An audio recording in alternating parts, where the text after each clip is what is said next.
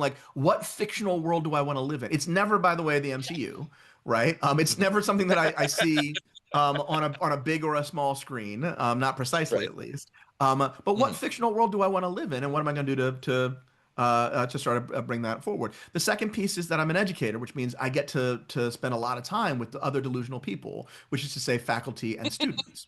Faculty whose Uh-huh. job it is to, I mean, the job description for faculty is create new knowledge.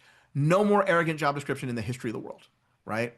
But to do that, you have to be thinking about, well, what doesn't exist that could, right? Yeah. And that's an amazing job. That's an incredible privilege to have if you're doing it the right way. And the students come along and they don't show up being like, nah, they show up being like, this person got something to teach me, right? So I show Yeah. up being like, well, I better have something to say. But the last piece Right. is that having studied and been part of the long struggle towards Black liberation my entire life, you learn it's a discipline. It's not just a faith principle. And I was saying this to you before we got on, as I say to my Right. staff all the time, optimism in the face of reality is a revolutionary act, and one should try to be a bit of a revolutionary every day. You have to practice.